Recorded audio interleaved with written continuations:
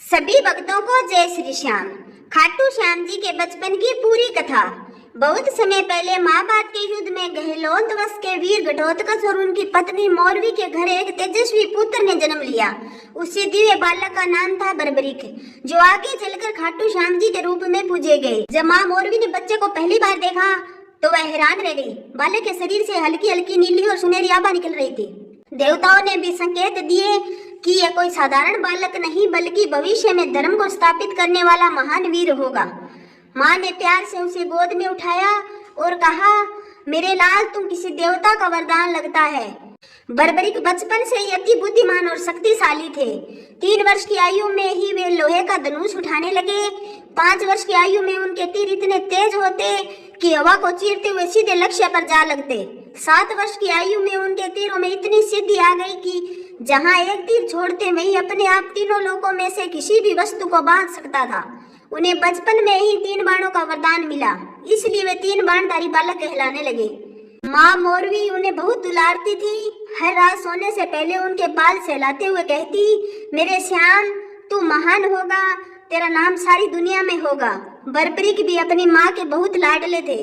वे कहते, माँ अगर कभी धर्म संकट में हो तो आपका श्याम ही सबसे पहले दौड़ेगा। बर्बरीक में एक अद्भुत गुण था, वह हमेशा हारने वाले का साथ देने की प्रतिज्ञा करता था। बचपन से ही वे कहते, माँ मैं हमेशा हारे हुए कमजोर और दुखी के साथ रहूंगा। यही वचन आगे चलकर उनके नाम का आधार बना, हारे के सहारे श्याम। एक दिन गांव में भयंकर तूफान आया। गांव वाले डर गए। घर पेड़ और मवेशी सब उखड़ने लगे। बर्बरीक ने अपना धनुष उठाया और 3 तीर छोड़ दिए। पहला तीर हवा को मोड़ ले गया, दूसरा तीर नदी के तूफान को रोक दिया, तीसरा तीर गांव के चारों ओर सुरक्षा का घेरा बना गया। तूफान शांत हो गया।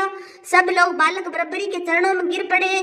माँ मौरवी ने अपने लाल को सीने से लगा लिया। आंखों में आंसू और गर्व दोनों थे। जैसे जैसे वे बड़े हुए उनकी शक्ति बढ़ती गई। उनका बाल्यकाल ही इतना दिव्य था कि हर दिन कोई न कोई चमत्कार होता था। लेकिन बालक बर्बरीक का हृदय अत्यंत कोमल था। वह किसी को दुखी नहीं देख सकता था। उनकी प्रतिज्ञा थी, मैं युद्ध में हमेशा हारने वालों का साथ दूंगा। यही प्रतिज्ञा आगे चलकर उन्हें महाभारत के युद्ध भूमि तक ले गई, जहां श्री कृष्ण ने उसे पहचानकर उनसे अत्यंत प्रसन्न होकर उन्हें श्याम नाम दिया। ये दिव्य बालक आज खाटू श्याम जी के नाम से पूजे जाते हैं, जो हारे का सहारा बनते हैं, भक्तों की मनोकामना पूरी करते हैं और अपने बचपन के प्रेम व दया को आज भी निभाते हैं। वो ही है खाटू श्याम जी। जय श्री खाटू श्याम जी।